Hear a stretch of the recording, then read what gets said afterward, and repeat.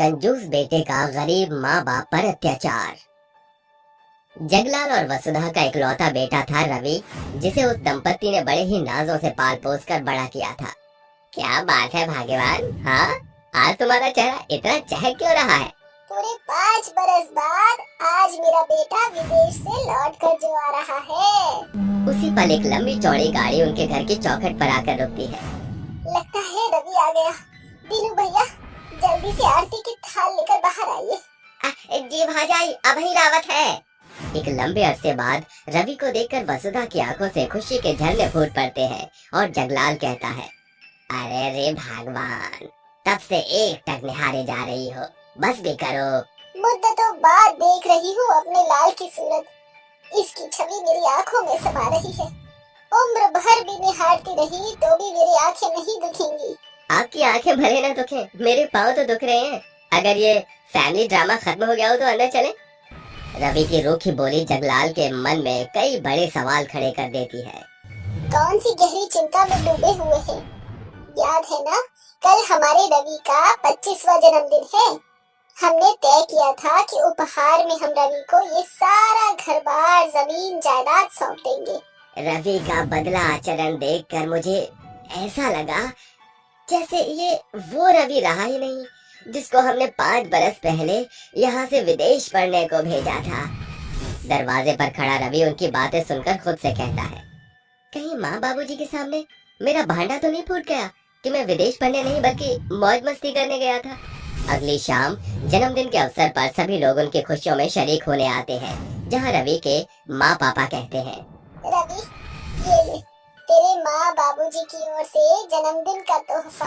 बेटा आज से हमारी सारी जमीन जायदाद, रुपया पैसा, फंड सब कुछ हमने तेरे नाम कर दिया। वसुधा और जगलाल को रवि के हाथों सब कुछ सौंप अभी एक रात ही गुजरी थी, जिसके साथ रवि के तेवर एकदम बदल जाते हैं।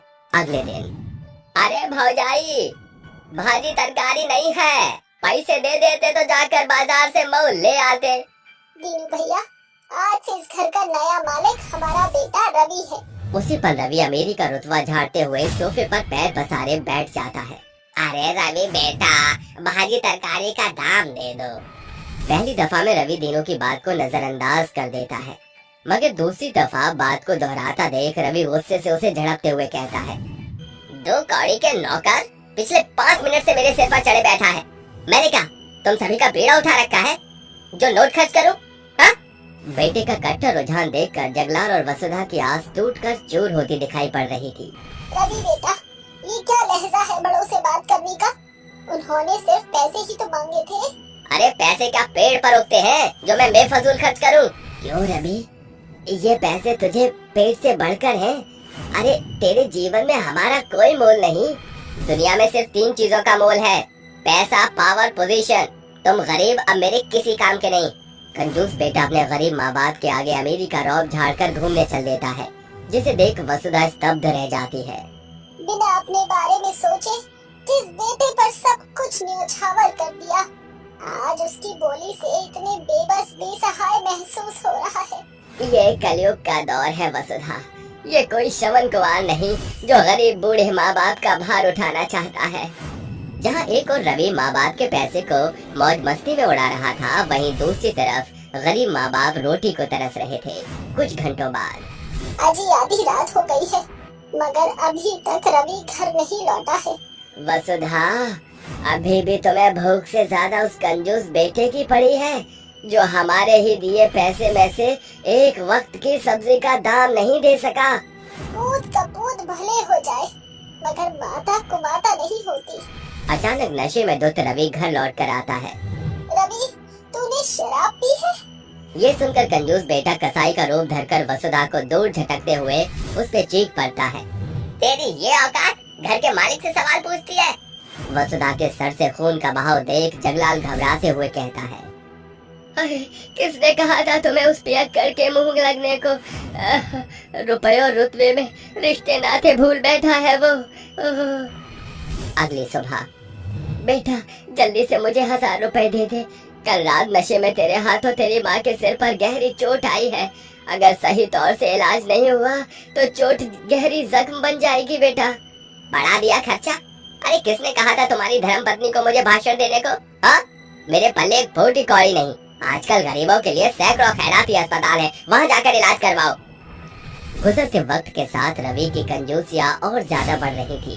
एक दिन, ऐ सुनो बड़ऊ, मैं कोई टाटा बिरला नहीं। हाँ, मेरे पास इतने पैसे बचे हैं कि मैं इस घर में नौकर रखकर पगार दूं। आज से इस घर का कामकाज मेरे पूजनीय माँ बाप निपटाएंगे। रवि अपनी कंजूसी के चलते दीनू को घर से निकाल बाहर कर देता है। मेरे पूजनीय पिताजी, जल्दी से यहाँ आओ। क्या बात है बेटा, तूने मुझे पुकारा? जरा जल्दी से मेरे जूते पॉलिश कर दो। गरीब बाप चुप्पी साध कर जमीन पर बैठकर बेटे के जूते पॉलिश करने लगता है। तभी वहाँ वसुधा आकर कहती है, अरे ये क्या, जिस पिता के पाँव छूने चाहिए तुझे, उनसे तू जूते पॉलिश करा रहा है?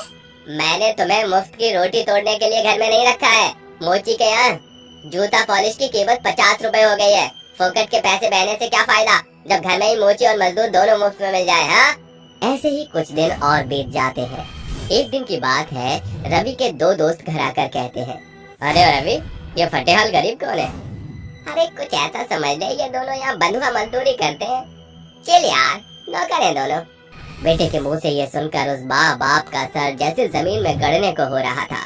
रवि अपने दोस्तों के साथ पार्टी में मशरूफ था। वहीं गरीब माँ बाप एक कोने में पड़े सिसक रहे थे।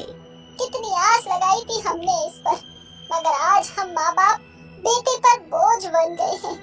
अब शायद हमारा दाना पानी इस घर से उठ चुका है। जैसे ही दोनों घर से जाने लगते हैं, अचानक रवि जमीन पर गिरता है, जिसे देख उसके दोस्त अपना पल्ला छुड़ाकर भाग जाते हैं। वसुधा रोते हुए कहती है, रवि, हे भगवान, मेरे लाल को क्या हो गया?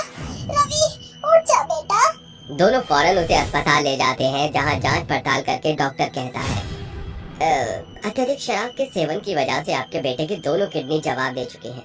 फौरन ऑपरेशन करना होगा। ऑपरेशन के बाद ओबी नेगेटिव ब्लड भी चाहिए। मेरा खून ओबी नेगेटिव है। मेरे खून का एक एक कतरा ले लीजिए, मगर मेरे बेटे की जान बचा लीजिए। थोड़ी ही देर में ऑपरेशन शुरू होता है और तकरीबन 24 घंटों बाद रवि होश में आता है। डॉक्टर, मुझे क्या हुआ था? शराब आपकी किडनी की खातिर तेजाब बन चुकी थी भाई साहब, समझे? जब आप यहाँ आए थे तो आपकी कहानी लगभग खत्म हो चुकी थी, मगर आपके पिता ने अपनी किडनी और आपकी माँ ने अपना खून देकर आपकी जान को बचाया है। आप बहुत धनी हैं जो आपके पास ऐसे माता पिता हैं। ये सुन रवि आंसू बहाते हुए बिस्तर से उठकर अपने पिता के पास और माता के पास जाता है और वहाँ आकर कहता है, माँ, बाबूजी, मेरे अपराधों की कोई माफी नहीं। मैंने दोनों पर कहर ढाने में कोई असर नहीं छोड़ी, मगर आप दोनों के लिए इस नए जीवन से मैं किसी भूल को नहीं दोहराऊंगा। इस तरह रवि का पैसे का घमंड माँ बाप के त्याग और प्यार के आगे फीका पड़ जाता है, जिसके बाद वो अपनी भूल को सुधार कर बेटे होने का फर्ज बखूबी अदा करता है। बच्चों के साथ गेम खेलने वाली चुड़ैल। शाम के समय बच्चे मैदान में बेहद डरावनी चुड़ैल के साथ छुपन छुपाई खेल रहे थे, जहाँ चुड़ैल की आंखों पर पट्टी बंधी थी और वो बच्चों को पकड़ रही थी। अरे आंटी, मैं यहाँ हूँ, पकड़ो मुझे। अभी पकड़ती हूँ, बचकर कहाँ जाओगे? अच्छा तो पकड़ो ना आंटी, मैं इधर हूँ। ये क्या, इतने सारे बच्चे खुशी से एक डरावनी चुड़ैल के साथ कैसे खेल सकते थे? आइए जानने के लिए कहानी में कुछ समय पीछे चलते हैं। वीरपुर नामक गांव में सब बड़े ही खुशी से रह रहे थे। एक दिन कांता का बेटा अमित बाहर अपने बाकी दोस्तों के साथ खाली जगह पर पिट्ठूग्राम खेल खेल रहा था। ये सब तुम कैसे कर रहे हो? सही से खेलो ना, सारे पिट्ठू वापस लगाओ, फाउल है। अरे तू भी ना अमित, कैसी बातें कर रहा है? हम जीत रहे थे और तू फाउल कर रहा है। अरे लड़ो मत, हम दोबारा से गेम स्टार्ट करते हैं। हाँ, ये आइडिया अच्छा है, और इस बार नो चीटिंग। चारों बच्चे फिर से पिट्ठूग्राम का खेल खेलने लगते हैं कि तभी माही आकर रखे हुए पत्थरों पर तेजी से बॉल मारती है, जिसके बाद पंकज और अमित दोबारा से सारे पिट्ठू लगाने लगते हैं और रूही कहती है, अरे ये किसने मारा? मैंने तो गेम खेला ही नहीं। मैंने मारा है। तुम लोग अकेले अकेले खेल रहे थे ना, मुझे तो बुलाया ही नहीं, तो मैंने आते ही अपनी बाजी ले ली। ओ माही की बच्ची, थोड़ा कम, अगर खेलना है ना टाइम से आ जाया कर। टाइम से ही आई हूँ, तुम लोग तो पढ़ते नहीं हो, मैं ट्यूशन पढ़कर आई हूँ अपना, ओके? हाँ, सिर्फ तू ही पढ़ाकू है, हम तो पढ़ते ही नहीं है। हम तो बस 24 घंटे ही गिल्ली डंडा और पिट्ठूग्राम खेलते। देखा, सच्चाई आ गई ना बाहर।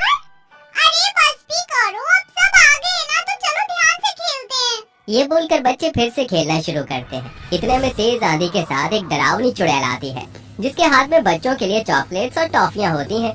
तभी वो बच्चों के पास आकर कहती है, अरे बच्चों, तुम अकेले अकेले गेम खेल रहे हो, मेरे साथ गेम खेलोगे? देखो मेरे पास चॉकलेट्स भी है तुम्हारे लिए, क्या तुम मेरे दोस्त बनोगे? अरे वाह अमित, रूही, माही, इन आंटी के पास तो बहुत सारी चॉकलेट और टॉफी है, हम इनके साथ खेलें क्या?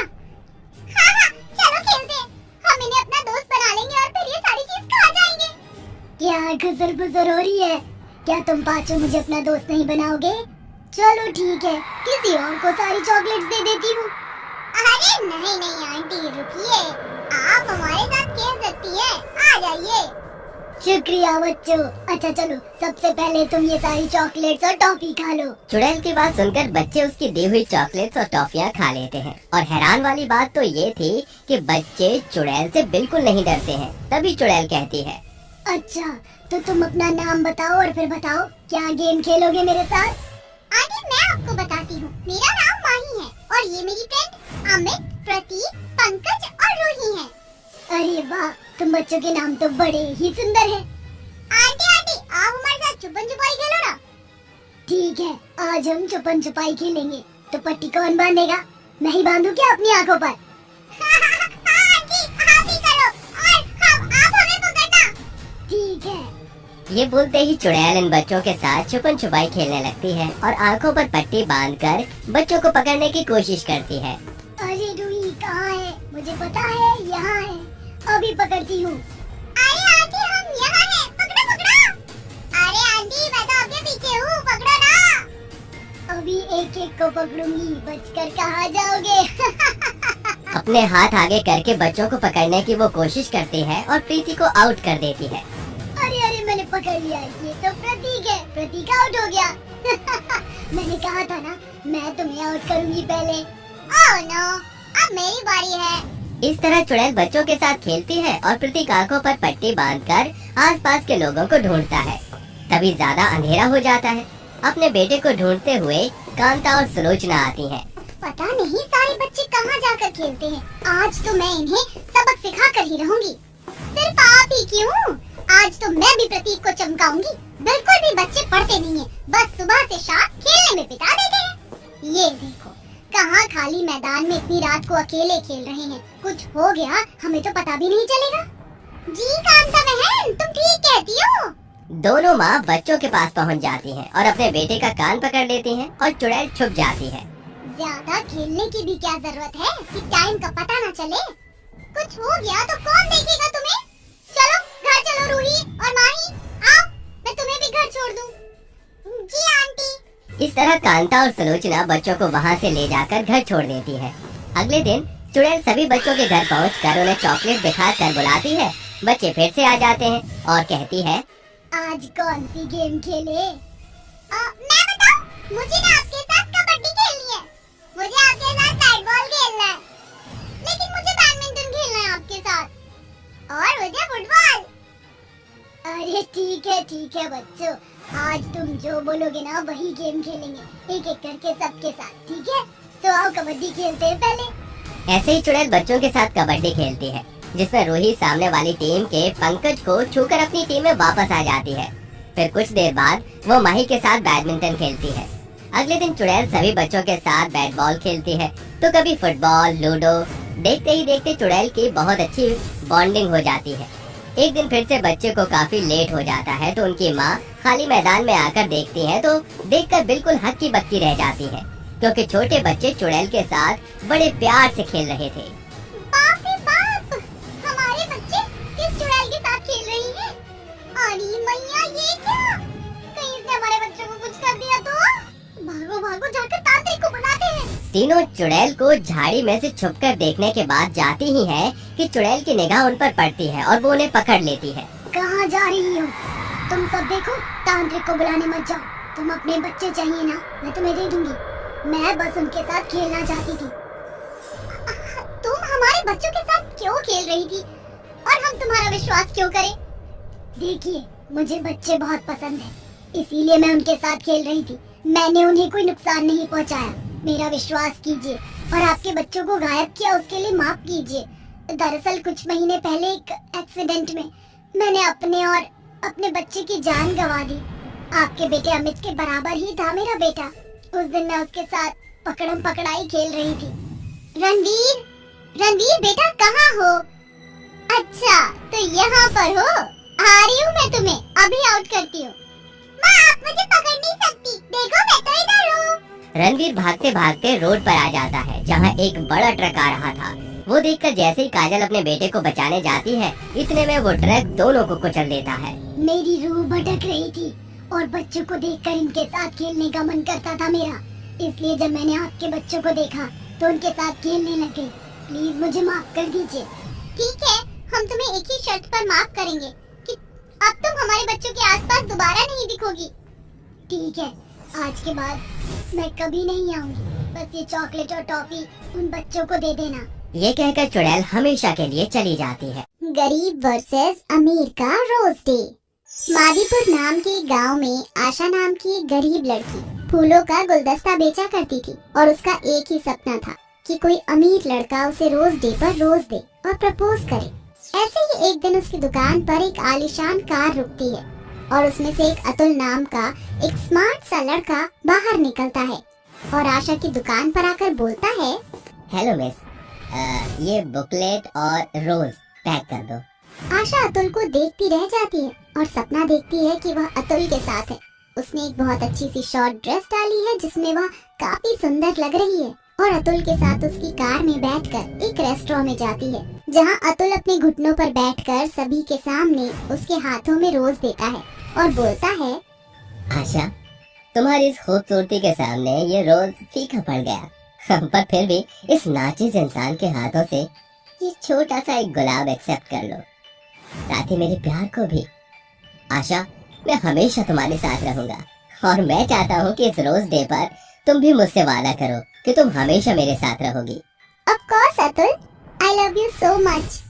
इतना बोलकर दोनों एक दूसरे को गले लगाते हैं, जिसके बाद वहाँ पर खड़े सभी लोग जोर जोर से तालियां बजाते हैं। तालियों की आवाज सुनकर आशा का सपना टूट जाता है और वह देखती है कि अतुल उसके सामने ताली बजाकर उससे बोल रहा होता है, हेलो मिस, कहाँ खो गई? अरे मैं कब से आपको कह रहा हूँ मेरा बुकलेट पैक कर दो, साथ में ये रोज भी। मैडम जी, मुझे अपनी गर्लफ्रेंड को आज रोज डे पर ही रोज देना है, कल नहीं। जी जी सर, मैं बस अभी आपका बुके और रोज पैक कर देती हूँ। इतना बोलकर आशा उसका बुके और रोज पैक करने लगती है और खुद से ही बोलती है, क्या आशा, तू हमेशा इन सर को देखकर सपना ही देखती रहेगी या कभी प्रपोज भी करेगी? वैसे ये तो आए दिन यहाँ से कभी बुके तो कभी रोज लेकर जाते हैं और इन्होंने आज बोल भी दिया कि उनकी गर्लफ्रेंड है। अब क्या फायदा इनके बारे में सोचने का। आशा ये सब कुछ सोचते हुए अतुल की बुके पैक कर देती है और अतुल को बुके देते हुए हिम्मत जुटाकर उससे बोलती है, सर ये एक रोज मेरी तरफ से, आज रोज डे है ना?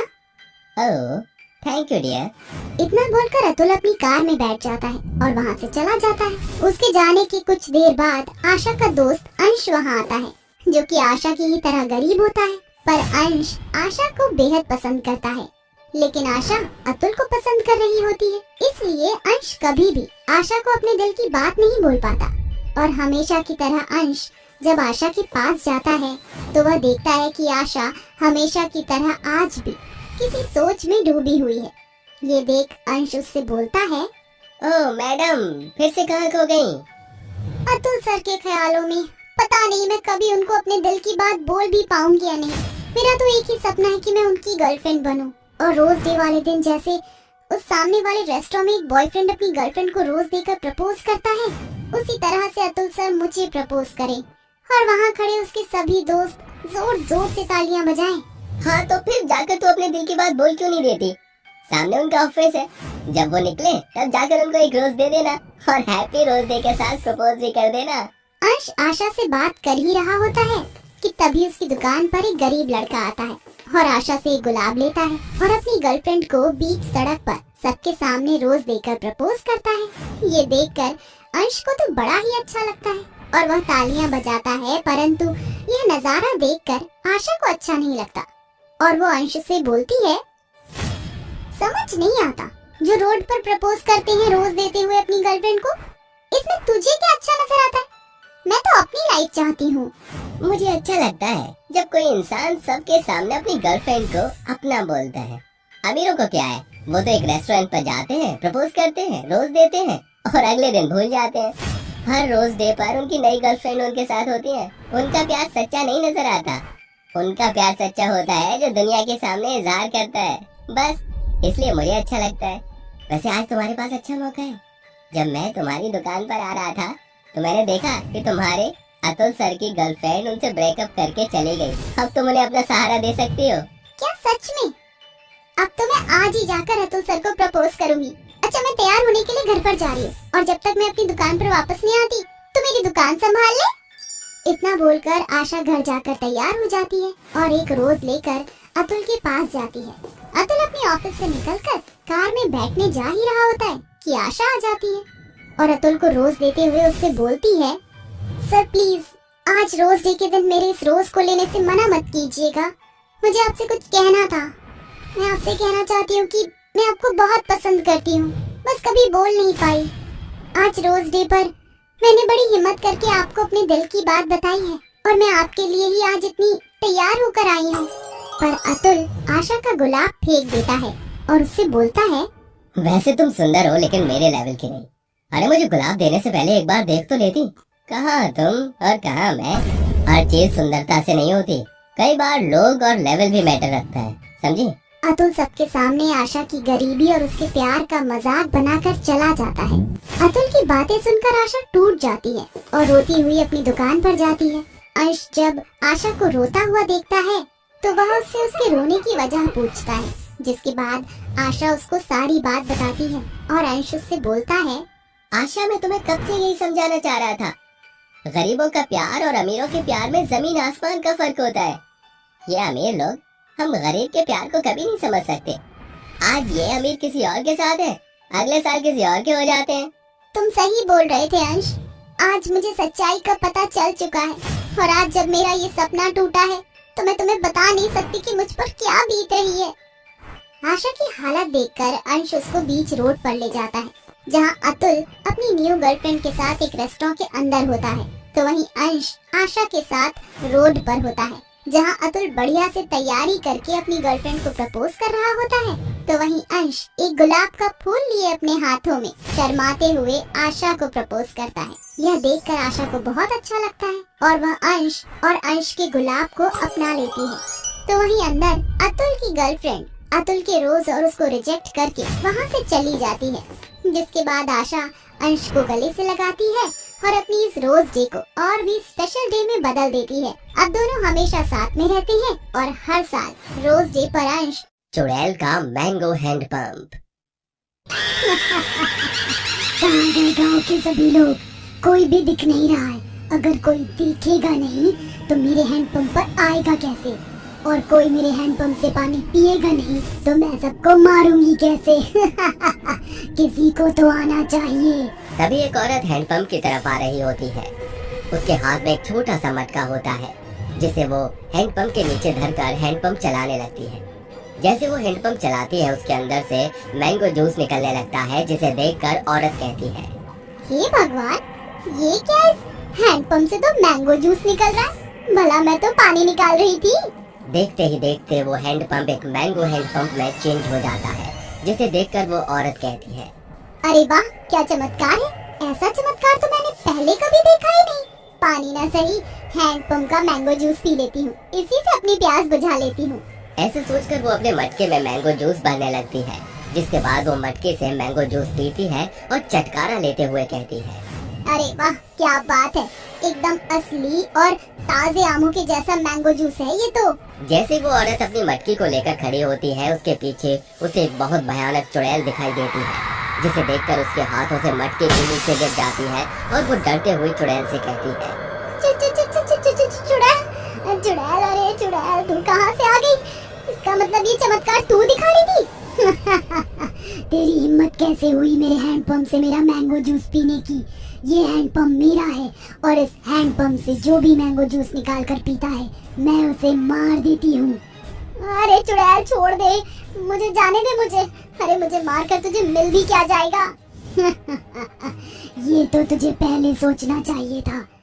क्या तुम्हें नहीं पता, ये एक मैंगो हैंड पंप है। जो भी इस हैंड पंप को चलाता है, इसके अंदर से मैंगो जूस बाहर निकल कर आता है, और अगर कोई उस जूस को पी ले तो मैं उसे जान से मार देती हूँ। क्योंकि इस मैंगो जूस पर और इस हैंड पंप पर सिर्फ और सिर्फ मेरा अधिकार है। ऐसा कहकर चुड़ैल उस औरत को वहीं मार देती है, जिसके बाद उसकी आत्मा हैंड पंप के जरिए हैंड पंप के अंदर चली जाती है। बहुत मजा आया, अब लग रहा है कि शरीर में कुछ शक्तियाँ आई हैं। ऐसा कहकर चुड़ैल भी हैंड पंप के अंदर गायब हो जाती है, जिसके बाद हैंड पंप दोबारा से नॉर्मल हो जाता है। ये कुछ समय पहले की बात है। एक छोटे से गांव में एक सुरभि नाम की लड़की रहती थी। सुरभि बहुत ही चंचल और समझदार थी। सुरभि बहुत गरीब भी थी। वहीं दूसरी तरफ उसके साथ उसके दो लाचार बूढ़े माँ बाप भी थे, जिन्हें वो अपनी मेहनत से कमाकर खिलाया करती थी। अरे माँ बाबूजी, आप दोनों ने अभी तक खाना नहीं खाया है? चलो जल्दी से खाना खा लो, उसके बाद आप लोगों को दवाई भी तो खानी है। मेरी बच्ची, तू बहुत ही अच्छी है और तुम्हारी ही बदौलत हम दोनों जिंदा हैं। अगर तुम ना होती तो पता नहीं हमारा क्या होता। हाँ बेटी, तुम बहुत अच्छी हो। भगवान तुम्हें जीवन में हमेशा खुश रखे। सुरभि ये सब सुनकर बहुत खुश होती है और वो अपने माता पिता को खाना खिलाकर उन्हें सुला देती है। रात को सुरभि सोते हुए अचानक से जाग जाती है और उसे प्यास लगने लगती है। अरे घर में तो एक बूंद भी पानी नहीं है, अब क्या करूं? अगर मेरे अलावा माँ या पिताजी को प्यास लगी तो क्या करूंगी? इससे अच्छा है कि मैं पहले ही पानी लाकर रख लूं। ऐसा सोचकर सुरभि हैंडपंप पर पहुंच जाती है, जहां वो हैंडपंप के चारों तरफ रसीले रसीले आम पड़े हुए देखती है।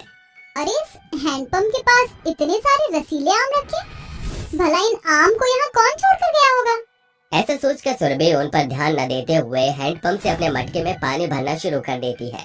तभी एक बूढ़ी औरत अपने सिर पर आम की टोकरी ला रही थी, और जैसे ही वो सुरभि को उस हैंडपंप से पानी भरते हुए देखती है, वो तुरंत सुरभि को दबोच लेती है और एक खंजर निकाल कर उसका गला काट देती है। जिसके बाद वो अपनी काली शक्तियों से सुरभि की आत्मा को बाहर निकालती है। तभी सुरभि की आत्मा कहती है, अरे ये तुमने मेरे साथ क्या किया? सिर्फ एक हैंडपंप से पानी भरने के लिए तुमने मुझे मार दिया। बूढ़ी औरत सुरभि की आत्मा के ऊपर ध्यान नहीं देती और अपनी काली शक्तियों से हैंडपंप को मैंगो हैंडपंप बना देती है। कितना अच्छा लग रहा है ये मैंगो हैंडपंप। अब यहाँ पर एक मैंगो हैंडपंप बनेगा। अरे कौन हो तुम और ये सब क्या कर रही हो? क्यों मारा तुमने मुझे? बताती क्यों नहीं हो? बताती हूँ। कुछ समय पहले मैं इस गांव में रहा करती थी और आम बेचकर अपना गुजारा किया करती थी। लेकिन इस गांव वालों ने मेरे ऊपर झूठा इल्जाम लगाकर मुझे गांव से तड़ी पार कर दिया, जिसके बाद मैंने गांव वालों से बदला लेने के लिए काली शक्तियाँ सीखी। अब मैं इस मैंगो हैंडपंप के द्वारा इस गांव को बर्बाद कर दूंगी और साथ ही साथ तुम्हारा भी इस्तेमाल करूंगी। ऐसा कहकर बूढ़ी औरत अपनी काली शक्तियों का इस्तेमाल करती है और सुरभि की आत्मा को अपने अंदर जोड़ लेती है। जिसके बाद वो एक बहुत भयानक चुड़ैल बन जाती है और हैंडपंप के अंदर चली जाती है। उस दिन के बाद से जब भी हैंडपंप का पानी पीने कोई भी जाता तो रात के समय हैंडपंप एक मैंगो हैंडपंप में बदल जाता। जिसके बाद उसके अंदर से चुड़ैल निकलती और लोगों को मारने लगती। इस बात से गांव वाले बहुत ज्यादा परेशान हो जाते हैं और एक दिन वो आपस में बात करने लगते हैं। अरे रात होते ही वो हैंडपंप मैंगो हैंडपंप में बदल जाता है। ना चाहते हुए भी लोग उसकी तरफ आकर्षित होते हैं और उसका मैंगो जूस पी जाते हैं। जिसके बाद चुड़ैल हैंडपंप के अंदर से निकलती है और सबको मार देती है। अरे अब हम लोग क्या करें? हमारे पास कोई उपाय भी तो नहीं है। मेरे पास एक उपाय है, क्यों ना हम अपने गांव में तांत्रिक बाबा को बुलाएं? अब वही चुड़ैल को हैंडपंप से भगा सकते हैं। क्रांति की बात सुनकर सभी लोग उसके साथ मिलकर एक तांत्रिक बाबा के पास जाते हैं। जिसके बाद वो सभी तांत्रिक बाबा को अपने गांव में हो रही परेशानी के बारे में बताते हैं। जिसे सुनकर तांत्रिक बाबा उनकी मदद करने के लिए उनके गांव आ जाते हैं। जैसे ही रात होती है, तांत्रिक बाबा हैंडपंप के पास पहुंचकर उसके ऊपर अपने मंत्रों द्वारा पड़ी हुई भभूति फेंक देते हैं। जिसके बाद उसके अंदर से एक भयानक चुड़ैल निकलकर बाहर आती है। अरे ओ तांत्रिक, क्या तुझे अपनी जान प्यारी नहीं है? चला जा यहाँ से, नहीं तो अच्छा नहीं होगा। अरे चुड़ैल, गांव वालों को क्यों परेशान कर रही है? इस गांव को छोड़ दे और यहाँ से चली जा। तुझे क्या लगता है कि तेरी बात में इतनी आसानी से मान लूंगी और इस गांव को ऐसे ही छोड़कर चली जाऊंगी? गलत लगता है तुझे। मैं यहाँ से कहीं नहीं जाऊंगी। इसका मतलब तू ऐसे नहीं मानेगी। रुक, मैं तुझे अभी बताता हूँ। तांत्रिक इतना कहकर तुरंत मंत्रों का जाप करने लगता है, जिसके बाद चुड़ैल की शक्तियाँ अपने आप कम पड़ने लगती हैं। तभी तांत्रिक बाबा अपने झोले से एक रुद्राक्ष की माला निकालते हैं और हैंडपंप के ऊपर टांग देते हैं, जिसके बाद हैंडपंप वापस से नॉर्मल हैंडपंप बन जाता है और चुड़ैल अपने आप जलकर भस्म हो जाती है, जिसके अंदर से सुरभि की आत्मा भी निकलने लगती है और वो उसकी आत्मा बाहर निकल जाती है। बाबा, मुझे इस चुड़ैल की गिरफ्त से छुटकारा दिलाने के लिए आपका बहुत शुक्रिया। ऐसा कहकर सुरभि भी वहाँ से हमेशा के लिए गायब हो जाती है। नारियल पानी बेचने वाली सास बहू की सफलता। सपनों के शहर मुंबई में उगता हुआ सूरज पूरे शहर को आबाद कर रहा था। बाजार के एक ही दुकान पर सैकड़ों लोग की भीड़ जमी हुई थी, जहां रमैया और प्रेरणा नाम की दो सास बहू एक बड़ी सी दुकान में नारियल पानी बेचने का व्यापार कर रही थी। नारियल पानी, ताजा मीठा नारियल पानी ले लो। अरे काकी, धंधे का समय हो रहा है, जल्दी से मेरे 100 नारियल गिन दो। अरे सम्मत दे रहे हैं, जरा सब्र का बांध रखो, ग्राहक तो निपटा ले। अरे काकी, अब आपकी तरह मेरा नारियल पानी का भरपूर दुकान तो रहा नहीं। ठेले पटरी वाले दिन भर क्या कमाई कर पाते हैं, ये तो आप बखूबी समझती होंगी। अब आपका तो जमा जमाया कारोबार है। ये ले तेरे 100 नारियल। आज के नारियल लबालब पानी से भरा हुआ है। संवत नारियल को अपने ठेले पर लाद कर फेरी के लिए निकलता है। दूर खड़ा रौनित नाम का शख्स ये सब देख रहा था। जरा एक नारियल पानी देना। ये लो साहब, 20 रुपया हुआ। आपके वेशभूषा और बातचीत को देखकर तो मुझे ये जान पड़ रहा है जैसे आप अच्छे खासे घर से ताल्लुक रखती हैं। फिर आप ये नारियल पानी बेचने का काम क्यों कर रही हैं? बेटा, कोई भी काम अपने आप में छोटा या बड़ा नहीं होता। अगर छोटी है तो सोच। मैं आपकी बात से सहमत हूँ। मैं पिछले 1.5 घंटे से आप दोनों को दूर खड़े देख रहा था और मैंने ये ऑब्जर्व किया कि काफी ज्यादा मांग है आप दोनों सास बहू के नारियल पानी की। यहाँ तक कि ठेले वाले भी आपसे नारियल हैं। आप इतना सस्ता नारियल बेचती हैं तो इस दुकान का भाड़ा, किराया और महीने में क्या बचता है आपको? नारियल पानी की दर घटाकर उनकी बिक्री 4 गुनी होती है, जिसे हमको कोई घाटा नहीं होता। हम आसानी से प्रतिमाह इस नारियल पानी की दुकान से लाखों की कमाई करते हैं। दरअसल मैं एक रिपोर्टर हूँ। क्या मैं आप दोनों सास बहू के नारियल पानी की सफलता की कहानी जान सकता हूँ? इससे गरीब तबके के लोगों को एक बड़ा प्रोत्साहन मिलेगा। अगर ये जानकर किसी भी गरीब का जीवन बदल सकता है तो हम जरूर बताना चाहेंगे। हम सास बहू के नारियल पानी के इस बड़ी सफलता के पीछे कड़ा संघर्ष छिपा हुआ है। पति की मृत्यु के बाद रमैया ने अपने बलबूते पर अपने बेटे विराज को पढ़ाया लिखाया। उसकी जी तोड़ मेहनत ने गहरी छाप छोड़ी और विराज को पढ़ाई पूरी करने के बाद बेहतर नौकरी मिल गई। माँ माँ माँ, ये लो मुंह मीठा करो। ये मिठाई किस खुशी में मेरे लाल, और तू आज इतना चहक क्यों रहा है? माँ, मेरी नौकरी लग गई। अब से आपका बेटा सरकारी मुलाजिम कहलाएगा। नौकरी तो आसानी से मिल गई, अब तेरे खातिर छोकरी भी खोजनी पड़ेगी मुझे।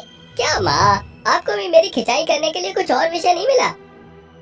सरकार की ओर से विराज को एक बड़ा सा घर, गाड़ी, सबकी सुख सुविधा मिल जाती है। कुछ ही महीनों में रमैया प्रेरणा नाम की एक होनहार लड़की से विराज की शादी कर देती है। तीनों खुशहाल जीवन बिता रहे थे, मगर अल्प दिनों के भीतर मानो उनकी खुशियों को ग्रहण लग गया। एक रोज घर लौटते वक्त विराज की एक सड़क दुर्घटना हुई। वो बुरी अवस्था में घायल पड़ा रहा। कुछ लोगों की सहायता से वो अस्पताल पहुंचाया गया। रोते बिलखते माँ और बीवी भी अस्पताल आई। डॉक्टर, कहाँ है मेरे पति? वो ठीक तो हो जाएंगे ना? देखिए, इनकी हालत बहुत क्रिटिकल है, इंजरीज काफी हैं। इमीडिएटली ऑपरेशन कराना होगा। 20 लाख रुपए काउंटर पर जमा करा दीजिए। डॉक्टर, आप पैसे की चिंता मत कीजिए। दोनों सास बहू पैसे का बंदोबस्त करके अस्पताल में जमा कराती हैं। थोड़ी देर बाद, डॉक्टर, मेरा बेटा कैसा है? कुछ कहते क्यों नहीं? आई एम सॉरी, हम उन्हें बचा नहीं सके। इस कदर दोनों सास बहू पर दुखों का पहाड़ टूट पड़ता है। 10 दिन बाद, माँ जी, अब अन्न का एक दाना भी नहीं बचा। पूरी जमा पूंजी, गहने, पैसे, सब कुछ तो हमने विराज को बचाने में झोंक दिया, मगर वो हमें अकेला छोड़ गया। उसी पल काले पोश पहने हुए एक शख्स उनके घर आकर कहता है, मिसेस विराज सिंह प्रेरणा। जी कहिए। मैं कोर्ट की ओर से आया हूँ। आपके पति की आकस्मिक मृत्यु के बाद उनका पद और ये घर अब किसी और के भागीदारी में जाएगा। आपको फौरन इस घर से निकलना पड़ेगा। वकील साहब, इतना तो सोचिए कि हम बेसहारा औरतें जाएंगी कहाँ। देखिए, कोर्ट को उससे कोई वास्ता नहीं। रहने दीजिए माँ जी, आज के जमाने में कानूनी दलाल जगह जगह मिलेंगे। वो दोनों कपड़े की गठरी लिए समंदर किनारे आ जाते हैं, जहाँ कतार में खड़े सैकड़ों नारियल के पेड़ लहलहा रहे थे। प्रेरणा उन्हें गौर से निहार रही थी। माँ जी, आपने कभी नारियल के पेड़ पर चढ़ाई की है क्या? बहू, यहाँ भूखे प्यासे बैठे हैं, न पेट में एक दाना है, न सर पर छत, और तुझे काम की बात न सोचकर नारियल की चढ़ाई जैसी बातें करके दिन गंवाने का शौक चढ़ा है। माँ जी, अगर हम सास बहू चाहे तो इन नारियल को अपनी कमाई का स्रोत बना सकते हैं। हम गांव के रहने वाले हैं, जो पेड़ की चढ़ाई बखूबी जानते हैं। आज रात इन सभी नारियल को तोड़कर हम इससे पूंजी जोड़ सकते हैं। आधी शाम होते ही पर्यटक का आना जाना खत्म हो जाता है और समंदर भी शांत हो जाता है। प्रेरणा चौकन्ना होकर पेड़ पर चढ़कर उन सभी नारियल को तोड़ लेती है। कल ये नारियल पानी हमारे सफर को तय करेगा। पंछियों के चहचहाट के साथ सवेरे पर्यटकों की तामझाम शुरू होती है। सास बहू एक नारियल के पेड़ की छांव में बैठकर नारियल पानी बेचने लगते हैं। ताजा मीठा नारियल पानी ले लो, नारियल पानी पियो और बीमारियों को दूर भगाओ। अरे ओ नारियल पानी वाली, जरा जल्दी से दो नारियल पानी देना। ये लो मेम साहब, सास बहू स्पेशल नारियल पानी। कितना हुआ? 50 रुपए मेम साहब। समंदर की लहरों का मजा लूट रहे पर्यटक थके मंदे उन सास बहू के पास आकर नारियल पानी खरीदकर प्यास बुझाते हैं। बढ़ते दिन के साथ उनकी कमाई दोगुनी हो जाती है। अब वो एक भाड़े का घर खरीद कर वहाँ गुजर बसर करते हैं। माँ जी, अब हमारे पास इतना दाम तो जुड़ चुका है कि हम एक ठेला खरीदकर आसान तरह से नारियल पानी बेच सकते हैं। मगर बहू, समंदर किनारे हमारे नारियल पानी की बिक्री चल पड़ी है। प्रतिदिन कितने ही पर्यटक हमसे नारियल पानी खरीदते हैं। क्यों ना हम में से एक जना समंदर किनारे पर्यटकों से नारियल पानी बेचने का व्यापार करे और एक ठेले पर नारियल पानी की फेरी करे, तो कमाई हमारी दुगनी होगी। सास बहू दो भागों में बंटकर नारियल पानी बेचना शुरू करती है। जहाँ रमैया भोर की पहली किरण को समंदर तट पर नारियल पानी बेचती, तो वहीं प्रेरणा रिहायशी इलाके में नारियल पानी बेचने लगी थी। सास बहू के नारियल पानी ले लो, ताजा मीठा लबालब नारियल पानी ले लो, सस्ता नारियल पानी ले लो। अरे ओ नारियल खाने वाले, जरा ठहरो तो, नारियल पानी पिला देना, और हाँ, मलाई वाला नारियल पानी देना। जी जरूर, ये लीजिए, 50 रुपए जोड़ा। सुनो, कल से हर दिन मेरे घर 2 नारियल पानी दे जाना। सास बहू की कड़ी मेहनत उन्हें सफलता की सीढ़ियों पर पहुंचाती है। नारियल पानी की कमाई से उन्होंने एक आलीशान घर खरीदा और बचे हुए पैसे से समंदर किनारे नारियल पानी की बड़ी दुकान खोल ली। माँ जी, अब से हम सास बहू नारियल पानी का दाम घटाकर उन्हें बेचेंगे। उससे ठेले वालों को मंडी की भीड़ का सामना नहीं करना पड़ेगा। हाँ, और उनका जो समय बचेगा उसे उनकी कमाई पर अच्छा असर होगा। आप दोनों सास बहू की कभी न हारने वाली बुलंद सोच ने ही आपके नारियल पानी के छोटे से व्यापार को बुलंदी के मजबूत शिखर जितनी सफलता दी है। वो रिपोर्टर उनकी इस सफलता की खबर को अखबारों की सुर्खियों में दर्ज कराता है, जिससे सास बहू का नारियल पानी की दुकान और ज्यादा पहचानी जाने लगी थी। माँ जी, यकीन करना मुश्किल है ना कि कल तक जिस सास बहू को गली के लोग नहीं जानते थे, आज उन्हें सारा शहर जानता है। इस सफलता के पीछे हम सास बहू की एकता जो छुपी है। इस कहानी से हमें ये सीख मिलती है कि कोई भी काम छोटा बड़ा नहीं होता। अगर करने वाले की लगन सच्ची हो तो सफलता खुद ही उनके कदम चूमती है। जो नारियल पानी बेचने वाली सास बहू की सफलता की ये कहानी साफ तौर से दर्शाती है।